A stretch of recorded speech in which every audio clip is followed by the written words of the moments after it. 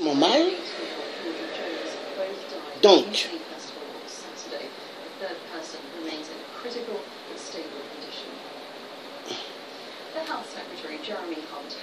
ça ferait vraiment plaisir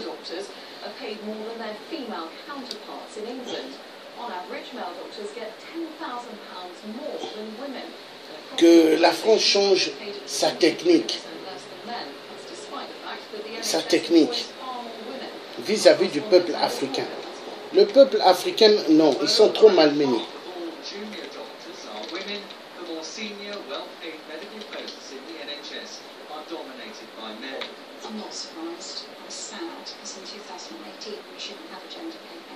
Dr. Lucy Jane Davis is also married to a GP. Because she took time for her children, she now earns less than her husband. In my particular case, given that I've had 3 years off maternity leave, overall, when you take into account the pension, my pay is cut by something like £100,000, which is a lot of money.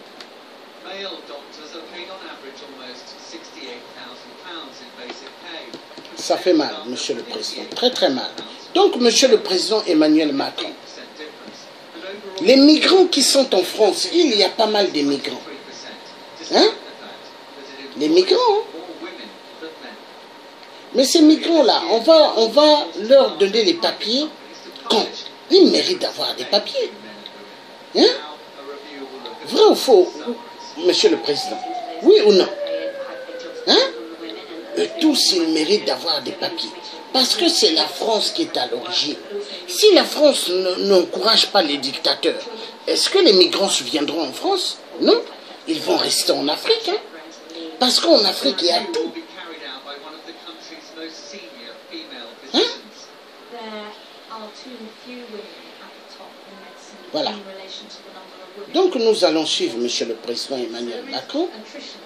Voilà. Voilà ce que la France veut des Africains.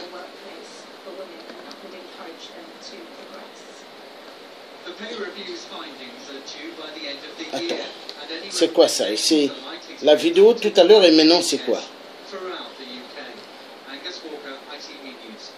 Bonjour tout le monde, c'est Hélène, il est 6 h du matin, je vous parle depuis le campement de Stalingrad à Paris.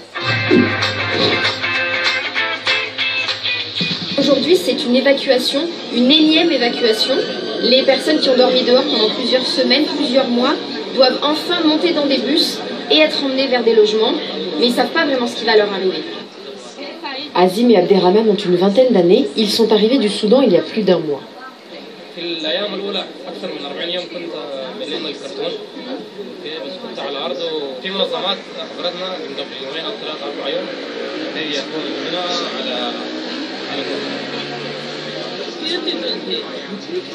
Go to home, Roma,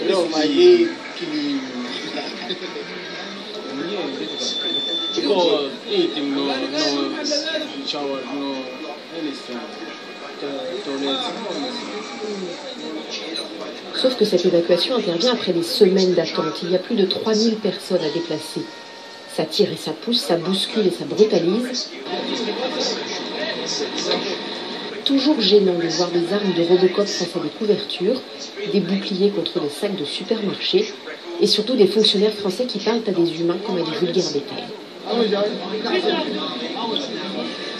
Pourquoi est-ce qu'on attend autant de temps et donc on masse les gens comme ça plutôt que de les mettre à l'abri au fur et à mesure des arrivées?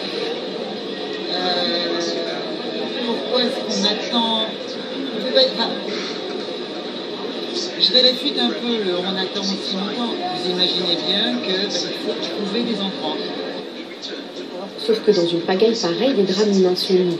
Ce jeune homme a perdu celui qu'il appelle son grand frère, ils ont fait toute la route ensemble, des femmes ont été séparées de leur mari, et cet homme n'a pas pu récupérer ses papiers d'identité avant que sa tante soit passée à la benne à ordures. Pourtant, les migrants n'en veulent pas aux Français. Charity is folks that used to come and feed us. I can thank the citizen of France. Okay, the people are so good. What is your plan? My plan? Yes. I haven't planned yet, but I wish to settle down and have a nice life in Europe, to forget about my background. S'il garde le moral après une épreuve pareille, C'est notamment grâce à la solidarité des Français lambda. Nous, on les habille, nous, on les canalise. Nous, grâce à nous, il n'y a pas d'épidémie de tuberculose dans tout Paris. Hein, il y avait des gros abcès. Dans les Anges, il y avait des abcès là. C'est Clémence, ma copine, qui est secouriste, qui les a soignés. C'est incroyable. Ce qui restera de ce campement, c'est une grande honte, au moins pour les personnes qui sont venues sur place, constater la façon dont notre pays traite des êtres humains. C'est inhumain et c'est pas digne de la France. Voilà, ils sont tellement peu nombreux en plus, franchement. Puis c'est pas nous qui en... Vous avez entendu, monsieur le président de la République? C'est une blanche qui parle. Elle dit c'est inhumain et c'est une honte pour la France. Oui, et moi je vous dis c'est une honte. Moi le tiers africain, Georges Passy. Mais le tiers français aussi, hein. Parce que, hein, regardez. Il y a le blanc et il y a le noir. Hein? Ma mère est de Paris. Mais mon grand-père, un blanc de zone et Loire. Vous voyez, hein? Et mon père du Congo-Brazzaville. Vous voyez, monsieur le président? Mais monsieur le président Emmanuel Macron, vous voyez les migrants qu'il y a à Paris, immensement. Mais c'est à cause de qui? Mais c'est à cause de vous. Parce que maintenant, c'est plus Hollande qui est à l'Élysée, hein, François Hollande. François Hollande, il prend ses plaisirs dans son bateau avec ses petits copains. Parce que lui, il n'aime pas les femmes. Lui, c'est les hommes, ses petits copains. Vu, il a appliqué la loi mariage pour tous. 2 hommes, 2 femmes. Mais c'est une honte. En France, maintenant, vous pouvez faire plusieurs hôpitaux. Il n'y a plus des enfants. Les Français ne font plus d'enfants à cause du mariage pour tous. 2 hommes, 2 femmes. La honte. La honte. Donc, monsieur le président Emmanuel Macron, les migrants que vous voyez là, ils ne sont pas venus d'eux-mêmes. Hein. Ils sont venus parce que, dès alors que vous recevez Paul Kagame, le tueur des tueurs du peuple congolais, de la RDC, du peuple congolais de Brazzaville et du peuple du Gabon. Parce que Paul Kagame, à l'époque de l'élection au Gabon, il envoyait des hommes cagoulés pour aller donner l'aide à son frère Ali Bongo XPD, Ali Bongo PDG de la poubelle, des poubelles au Gabon. Est-ce que vous voyez, hein, c'est le PDG des poubelles. Alors, monsieur le président Emmanuel Macron, avez-vous pensé à tous ces migrants? Nous allons continuer à suivre. Parce que c'est bien beau d'avoir eu à naturaliser un Mamadou qui a sauté dans l'immeuble, Spiderman, pour aller secourir un enfant. Donc, pour être naturalisé aujourd'hui en France, il faut sauter un immeuble. Il faut sauter pour aller secourir. Là, on va vous attribuer la nationalité. La honte. Nous allons suivre les frères migrants. Le bal des bus durera jusqu'en milieu de journée, dans un centre de formation, dans une ancienne église, dans des gymnases. Au total, 3800 personnes sont réparties dans toute l'Île-de-France. Et voilà ce qui reste du campement de Stalingrad. Il reste des tentes, des couvertures, des effets personnels. Les gens n'ont pas voulu se surcharger pour ce nouveau voyage. Reste à savoir comment ils vont être traités. Est-ce qu'ils vont être logés dignement? Est-ce qu'on va les informer de leurs droits? Et puis il faut quand même qu'on se pose une question. Pourquoi en Allemagne, par exemple, quasiment aucun migrant ne dort dehors? La différence, c'est la volonté politique, tout simplement. On continue à suivre de près cette question des migrants sur le parleur et on vous donne rendez-vous très bientôt pour d'autres. Vous avez entendu? Pourquoi en Allemagne, les migrants ne dorment pas dehors? Ils dorment dans des maisons. Mais pourquoi la France, pays de droits de l'homme, mais qui n'est pas pays de droits de l'homme, hein, pays de la mafia? Et pourquoi la France, liberté, égalité, fraternité, les humains dorment dehors? C'est une honte, monsieur le président. C'est une honte. Est-ce que vous dormez dehors, monsieur le président? Emmanuel Macron, monsieur le président, vous dormez dehors? Mais c'est une honte. Hein? Vous voyez l'Élysée où est-ce que vous êtes? C'est un hôtel, hein? C'est un hôtel, ça appartient à personne. Tous chefs d'État qui sont passés à l'Élysée, bye bye, bye bye, ils sont sortis, monsieur le président. Et je ne pense pas que vous ayez 2 tours pour devenir président. Non, vous allez faire qu'un seul mandat. Deuxième mandat, vous ne l'aurez pas, monsieur le président. Si vous doutez, quand il y aura deuxième mandat, présentez-vous. Vous allez voir, ça va être pire que Nicolas Sarkozy, ce que tous les Africains ont fait pour qu'il ne passe pas. Vous ne serez plus le prochain président, parce que, monsieur le président, vous nous avez montré qui vous êtes. Vous nous avez fait voir. Bravo, bravo. Je vous donne plusieurs bravos, monsieur le président Emmanuel Macron.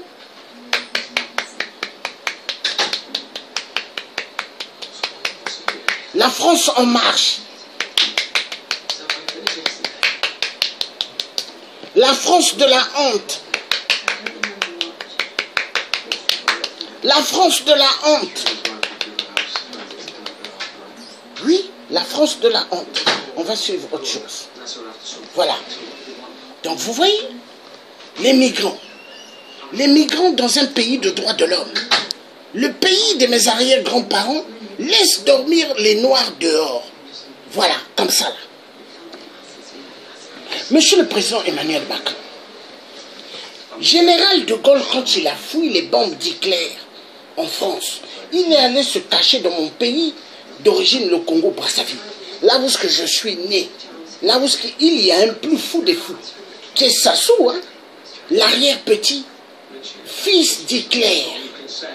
Oui, tous les dictateurs qui tuent sont des arrière-petits-fils d'Hitler en Afrique. Donc, monsieur le président Emmanuel Macron, général de Gaulle, il est allé se cacher au Congo. Est-ce que général de Gaulle a dormi dehors, ainsi que des Français qui l'ont accompagné, hein, qui l'ont accompagné au Congo? Non, il dormait dans des maisons. Mais pourquoi vous laissez dormir les Noirs dans les ruelles de France ainsi? Regardez. Mais c'est inhumain, monsieur le président. C'est inhumain. C'est pas digne de la France. La France en marche. La France malade. Voilà. La France malade. Voilà. Vous avez vu? Hein? Est-ce que vous avez vu? Bon. Il y a Mamadou qui a sauté dans un immeuble pour aller secourir l'enfant. Mais est-ce qu'on s'est souvenu de Naomi? Naomi qui a perdu sa vie. La jeune qui appelle au secours. Elle appelle au secours. Au secours. Au secours, j'ai mal au ventre. Mais on s'en fout d'elle. Pourquoi? Parce que celle, au fait, qui était derrière le combiné. Oui, les gens disent qu'elle est raciste, c'est une blanche. Mais au fait, elle n'est pas raciste. Je veux dire, c'est quoi? C'est une reptilienne. Une reptilienne. C'est-à-dire, il y a des humains que Dieu envoie. Mais les démons ont leurs hommes sur terre, mais qui ont la forme humaine. Ils prennent la forme humaine. Donc cette dame, c'était une démon. Donc, il y a des démons dans le SAMU, il y a des démons qui travaillent dans les hôpitaux et qui envoient les gens à la mort. Est-ce que vous voyez, monsieur le président? Maintenant, on va voir un peu l'histoire de Naomi. Naomi qui était abandonnée. Abandonnée à elle-même, hein, à elle-même. Debbie's not dead like that. She'd be lucky. Come on, I said, cat that one. None of us know when we're going to go to Jesus. That's what will happen tonight. Family shouldn't fall out. We should always love each other all the time, no matter what. Voilà. Donc elle appelle. Enregistrement audio appelle Naomi. Urgence. On va suivre ça, monsieur le président. Voilà.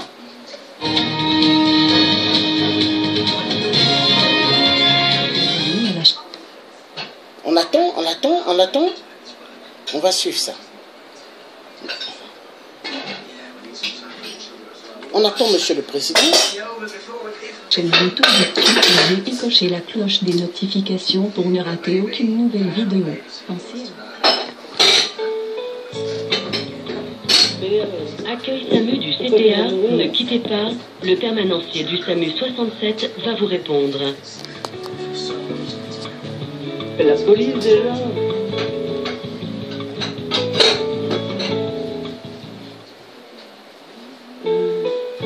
mais c'est pas 80, hein. Le salut. Ouais, le soutien pour nous aussi. T'as été voir un médecin? Moi? Oui. Non. Je te charrie. Dis-moi, donne-moi le numéro de téléphone. Alors, mais enfin, non, mais la dame que j'ai au bout du fil, c'est pour lui conseiller de le faire. C'est vrai? Ouais, elle a appelé la police, alors... C'est parce qu'elle a la vie, celle-là. Elle a appelé la police. Je sais pas, mais je crois qu'elle m'a dit elle va mourir. Oh, elle a 100 ans, hein, elle va mourir. Allez, dis-moi le numéro. Alors, au 06 66. Ouais. Alors, le nom, j'ai compris Musenga, M-U-S-E-N-G-A. Je lui ai fait appeler, a priori, ça doit être ça. Ouais. Elle a 22 ans, elle a des douleurs au ventre. Ouais. Bon, la sérène, mais c'est pas ça, apparemment. Ouais. Elle a de la fièvre et elle va mourir. Ah, ouais, c'est sûr qu'elle va mourir un jour. Bah, certain, comme tout le monde. Voilà. Ça marche. Je te la passe. Hein. Ouais. Oui, allô? Allô? Oui, qu'est-ce qui se passe? Qu'est-ce qui se passe là? Bon, si vous me dites pas ce qui se passe, je raccroche, hein? J'ai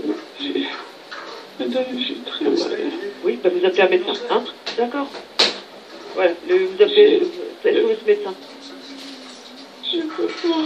Vous pouvez pas? Ah non, vous pouvez appeler les pompiers, mais vous pouvez pas. Oui, vous allez mourir, certainement un jour, comme tout le monde. Ok. Vous appelez SOS médecin, c'est 03 88 3 x 75. D'accord? Vous avez compris? 03 88 3 x 75. Bah, je vais vous aider, je sais pas ce que vous avez. J'ai très mal. Oui, et vous? J'ai très mal au ventre. Oui? Vous avez mal au ventre? Oui, bah vous appelez SOS médecin. 03 88 75 75 75. Voilà, ça je peux pas le faire à votre place. 03 88 75 75 75. C'est un médecin vous voit, ou sinon vous appelez votre médecin traitant. D'accord? Voilà, au revoir. Voilà. Donc vous avez suivi, Monsieur le Président. Cette jeune fille appelle à l'aide. Et la dame qui travaille au SAMU, elle se moque. Elle prend plaisir. Voyez, Monsieur le Président. Donc, chez nous en Afrique, on nous tue. En France aussi, on nous tue. Donc, en France, on reconnaît par le nom. Si tu t'appelles Maka, on sait africain. Si tu t'appelles Mohamed ou Mamadou, ils vont dire arabe. Monsieur le Président, ça fait mal. Donc, en France, on laisse maintenant les gens mourir. Voyez? Et cette jeune-là, elle avait le droit de vivre parce qu'elle a laissé un enfant, un bébé. Hein? Et elle est morte, Naomi. Elle n'est plus avec nous. Mais ça fait quand même mal. Donc, dans ce monde, il faut sacrifier des milliers de gens, quoi, pour faire plaisir à Satan. Non, Monsieur le Président, non. La vie, c'est pas comme ça. C'est pas comme ça. Donc, Monsieur le Président, s'il vous plaît, ayez quand même de l'estime vis-à-vis du peuple africain qui ont perdu leur dignité d'être africains. Parce que, Monsieur le Président, pas mal d'Africains veulent rentrer chez eux, mais on les empêche qu'ils rentrent. Pourquoi? Parce que les dictateurs sont là pour faire le service de la France et de toute la communauté internationale. Mais attendez, communauté internationale du son, ça fait mal, Monsieur le Président. Hyper mal au cœur. Mais il faut que ça change, Monsieur le Président. On a besoin. On a besoin que le peuple noir soit respecté. On a besoin que le peuple noir ait quand même des repères, Monsieur le Président. On nous a tout enlevé. On nous a tout enlevé en Afrique. Et on nous enlève encore notre dignité. Et on nous massacre, Monsieur le Président. Mais on est fatigué. Est-ce que vous me comprenez? On est fatigué. Dernière vidéo, Monsieur le Président, Emmanuel Macron, élu. Hein? Donc, Monsieur le Président, En France, maintenant, si on appelle le SAMU ne viendra pas. Hein? Quand on reconnaît que vous n'avez pas un nom français, le SAMU ne viendra pas. Mais ça fait mal. Dans l'opinion, j'écoutais hier Jean-Claude Dacier qui disait, pour moi, le SAMU, c'était le patrimoine. C'est-à-dire que je pensais, lorsque j'appelais le SAMU, qu'une demi-heure après, j'étais à l'hôpital et que j'étais sauvé. C'est ce que vous disiez hier soir. Vous avez une vue un peu, peut-être, hélas, idyllique du SAMU. J'espère que ça n'a pas trop changé quand même. Quelles sont les nouvelles révélations ce matin, Naomi, et surtout ce qui est absolument sidérant... si ça vous embête pas. Noémie, pardonnez-moi. Noémie, c'est Naomi Musenga et Noémie Schulz, excusez-moi. Noémie, le parquet a ouvert une enquête, mais il l'a ouvert hier. Oui. C'est ça qui est fascinant. Le parquet a ouvert une enquête parce que le parquet a été informé qu'il y avait un problème à l'hôpital avec le SAMU le 30 avril dernier, quand il a reçu le courrier de la famille. Entre le 29 décembre, le jour où Naomi Musenga est morte, et le 30 avril dernier, quand le parquet reçoit ce courrier, on a l'impression qu'il ne s'est absolument rien passé. Il s'est passé quelque chose parce que l'affaire a été médiatisée, c'est la seule raison. L'hôpital, la direction de l'hôpital elle-même nous disait, hier, dès avant-hier, elle n'était pas au courant jusqu'à la publication de l'article par ce site internet strasbourgeois Ebdi. Et c'est ce qu'a d'ailleurs pointé du doigt la ministre Agnès Buzyn, qui s'étonne quand même que l'hôpital de Strasbourg ait pu ne pas être informé de ce qui s'était passé le 29 décembre dernier. Donc le parquet, mais là, c'est un dysfonctionnement. Au moment où il a les éléments pour ouvrir une enquête. Mais la justice ne peut se saisir que de ce dont elle a connaissance. Oui. La bande qu'a reçue la famille, c'est à la demande de la famille? Oui, d'ailleurs, on a posé la question ce matin à l'avocate, à une des avocates de la famille Musenga, pourquoi ce délai, c'est 4 mois et demi. En fait, c'est la famille qui est un peu toute seule, a essayé de récupérer les différents éléments, le rapport d'hospitalisation, le rapport d'autopsie, et puis ils ont fini aussi par demander cette fameuse bande qu'on a beaucoup entendue hier, cette bande qui d'ailleurs leur a été envoyée sans aucune précaution par le SAMU. Et qui est intéressant, hein. Non, mais vous avez ça montre à quel point l'administration, dans le sens large, sait se protéger quand elle se met dans une position délicate. C'est au-delà du problème de santé. On a l'impression que l'affaire on a essayé d'étouffer l'affaire, c'est clair. 4 mois ou 4 mois et demi après, le ministre n'était pas au courant, le directeur des installations à Strasbourg n'était pas au courant. Et c'est une question plus générale de la transparence des administrations publiques quand elles ont un problème. Alors, vous étiez effectivement ce matin avec Nicole Radius, qui est l'avocate de la famille de Naomi Musenga. Elle est revenue effectivement sur la manière dont cette bande a été donnée. Nous l'écoutons.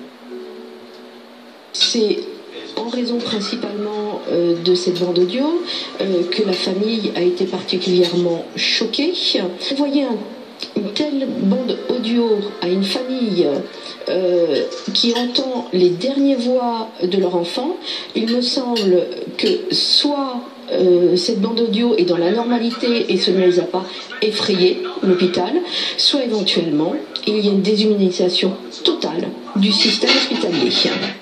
Et ce qu'on a également appris hier, Noémie, c'est que la jeune femme qui avait été, je crois, suspendue à titre conservatoire, cette fois, elle a été écartée de son travail. Plusieurs choses. D'abord, depuis hier, vous parlez de jeune femme. Oui, vous avez raison. Je ne sais pas pourquoi je dis jeune femme, d'ailleurs. Il s'agit d'une personne d'expérience, puisque c'est une ancienne ambulancière. On parle de 20 ans d'ancienneté. Ça faisait plusieurs années qu'elle était à la régulation au SAMU. Donc, on n'est pas sur un profil de quelqu'un particulièrement junior dans l'exercice de ce métier. Elle avait d'abord pas été suspendue, elle avait été déplacée, elle avait changé de service. Et ça avait été fait depuis quelques jours, depuis que l'hôpital en avait eu connaissance. Donc ça veut dire qu'on imagine qu'avant, entre le 29 décembre et là, le début du mois de mai, elle était restée au même poste. Et effectivement, hier, dans la journée, alors est-ce que c'est en réaction à l'émotion suscitée? En tout cas, hier, dans la journée, on a appris qu'elle avait été suspendue à titre conservatoire dans l'attente des premières conclusions de l'enquête administrative. On pourra peut-être en parler, il y a plusieurs enquêtes. Il y a notamment une enquête à la demande de l'hôpital, une enquête administrative. Et c'est dans l'attente des résultats qu'elle a été suspendue de son poste. Autre question, et vous savez qu'ici, on pose toutes les questions, et notamment, je me fais souvent l'écho de ce que je peux lire parfois sur les réseaux sociaux. Et j'ai vu poindre cette polémique, en tout cas ce débat. La personne qui reçoit l'appel de Naomi Musenga, est-ce qu'elle connaît et le prénom et le nom de la jeune femme à qui elle parle? Alors quand on écoute la bande en entier... Et vous comprenez le sens de ma question. Parce que sur les réseaux sociaux, j'ai vu qu'il y avait, comment dire, une interprétation possible de la manière dont elle a été traitée parce qu'elle était d'origine africaine, et certains y ont vu une forme de racisme de, en l'occurrence, la jeune femme ou de l'administration. Alors on va rester très prudent sur ce point-là. Ce qu'on peut dire, c'est que la première personne qu'on entend notamment sur la bande, c'est une permanencière de chez les pompiers. C'est elle qui transmet l'appel à la permanencière du SAMU. Et c'est ces deux femmes-là qui commencent un peu à plaisanter. La première dit à la deuxième, je te passe une dame, elle a déjà appelé la police, elle a très mal au ventre, mais elle a ses règles, mais c'est pas ça. Elle dit qu'elle va mourir, et l'autre dit oui, bah oui, on va tous mourir. Donc déjà, et c'est cette femme pompier, elle donne les noms. Elle lui dit, elle s'appelle Naomi Moussanga, et elle donne le numéro de téléphone, puisque c'est le travail des permanenciers de recueillir les informations sur l'identité. Ensuite, on ne sait pas, notamment on ne connaît pas l'identité de ces permanencières, on ne sait pas quel est leur profil, donc je pense qu'il faut rester prudent sur les... Et nous le saurons forcément, mais on est obligé de se faire... racisme. Mais ce qui est sûr, c'est qu'au moment de cette passation, déjà, il y a un peu de plaisanterie. Parce que ça a entraîné la deuxième, du coup, à traiter l'appel d'une manière différente. En tout cas, les deux, donc la permanencière des pompiers, quand elle transmet l'appel à sa collègue du SAMU, a déjà une manière de présenter les choses sur un ton avec un peu de moquerie, de mépris. Brigitte Millot. Pour répondre à votre question, oui, on demande toujours le nom et le prénom. Et j'ai vu aussi, comme vous, sur les réseaux sociaux, c'est pas parce qu'on vous demande d'épeler votre nom que moi, on me demande toujours d'épeler mon nom. Et on demande toujours, quand on est au SAMU, quand on est répondeur, d'épeler le nom. Donc, sur les réseaux sociaux circule, oui, on lui a demandé d'épeler son nom parce qu'elle est africaine. Non, ça n'a rien à voir. On demande toujours aux personnes. Je suis d'accord avec vous, mais c'est l'expression aussi d'une société qui est extrêmement tendue, et je le constatais hier, et forcément, cette question mérite d'être posée puisqu'elle était dans le débat public. De même que si ça avait été un homme qui avait répondu au téléphone, on l'aurait accusé de machisme. Je pense que vous avez raison. Je pense que c'est ce que vous nous dites, et j'ai Jérôme Béglé après Jean-Claude. La conversation entre Naomi Moussanga et cette régulatrice du SAMU est une des conversations les plus glaçantes qui m'ait été donnée d'entendre depuis plusieurs semaines, plusieurs mois. Maintenant, il y a trois cas. Soit cela démontre un défaut dans l'organisation du SAMU sur l'ensemble de la France. Et il faut revoir les procédures. Vous me disiez tout à l'heure qu'il y a 25 millions d'appels passés par an au SAMU. Oui, il y en a d'ailleurs 30. Si ce drame doit faire reconfigurer la façon dont tout ça est traité, pourquoi pas? Deuxième cas, est-ce que c'est une défaillance du SAMU 67, du SAMU de Strasbourg? Et troisième cas, est-ce que c'est une personne? Et aujourd'hui, si vous voulez, je ne veux pas avancer sur des terrains nouveaux, mais on a quand même l'impression qu'il y a une désinvolture, un je m'en foutisme, une façon de répondre de cette dame qui relève de la faute personnelle. Jean-Claude Dacier. Jean-Claude Dacier. Attendons de voir ce que dit l'enquête, mais il me semble, moi, certain, que cette jeune femme, les deux d'ailleurs, ont cru, à tort, hélas, qu'il y avait un abus de SAMU pour aller vite. Oui. C'est-à-dire qu'il y a 32-33 millions par an, 80% des gens qui sont aux urgences dans la journée rentrent chez eux le soir. Ça ne veut pas dire qu'ils ont eu tort d'y aller. Néanmoins, il y a évidemment un afflux tel sur le SAMU qu'on n'arrive plus à le joindre. Et c'est ce qui s'est passé. Elles ont cru un mal de ventre, bon, une fois de plus, trois comprimés de Liprane ou autre, et ça s'arrangera. Hélas, c'était pas un abus de SAMU. Alors, elle était totalement justifiée à l'appui en urgence. C'est un drame. De là à on va poursuivre. On verra. On va poursuivre la discussion, notamment avec Brigitte Magnot, parce que ces affaires-là, on apprend plein de choses. On apprend par exemple que le nombre d'appels au SAMU a doublé quasiment en 5-10 ans. Parce que tout le monde maintenant appelle le SAMU pour un oui, pour un non. On va continuer la discussion.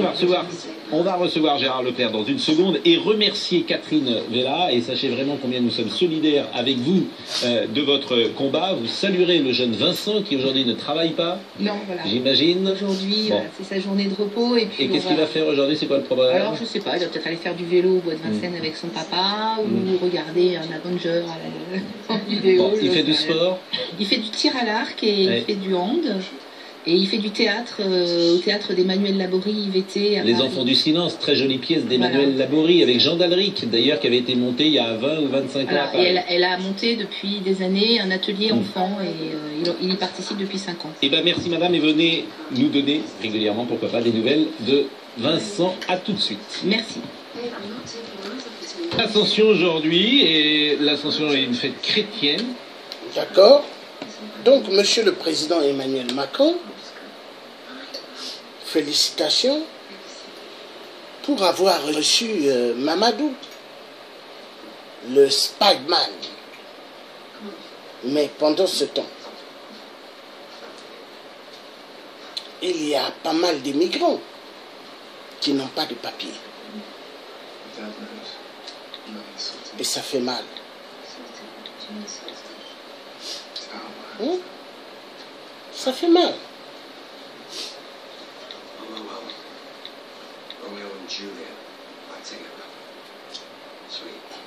Donc aujourd'hui, pour avoir des papiers, il faut être un Spider-Man. Ça fait mal.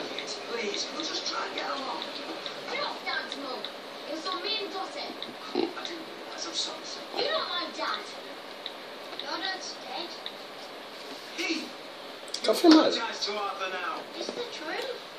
Donc, Monsieur le Président, on sauve un enfant. Et après, il y a la nationalité naturalisée rapidement. Et il y a des migrants qui dorment dehors en France. Ça fait mal. Très mal. Voilà, on va suivre.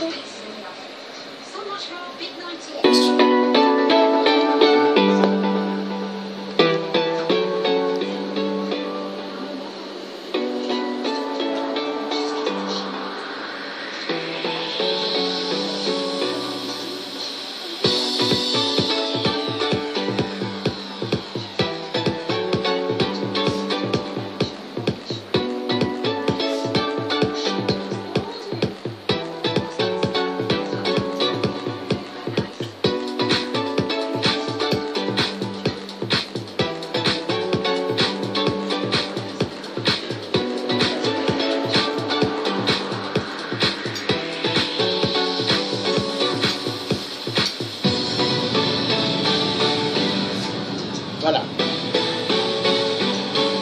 Voilà. Donc on va prendre fin de cette vidéo.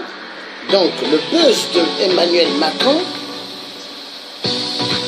Pour avoir des papiers en France, il faut sauter un immeuble, aller secourir un enfant de 4 ans et après on devient français. Combien d'immigrants dorment dehors, Monsieur le Président? Combien d'immigrants dorment dehors? Il y a tellement d'immigrants dans les rues de Paris. Ils n'ont pas de papiers, Monsieur le Président. Emmanuel Macron. Emmanuel Macron. Le nouveau Jupiter. Le peuple migrant souffre immensement dans chaque ruelle de Paris. Ils dorment comme des rats. Et la France, liberté, égalité, fraternité, pays de droits de l'homme. Je ne pense pas. La France est un pays mafieux. Plus la mafia, oui, la France. La France s'en fout immensement que pas mal des Africains tombent en Afrique. Ils aiment le sang africain. Le franc CFA, c'est grâce à l'Afrique. L'Afrique donne immensement à la France. Mais est-ce que la France donne aux Africains? Niet. Emmanuel Macron. Pour pouvoir avoir des papiers en France, il faut être un Spider-Man. Un Spider-Man.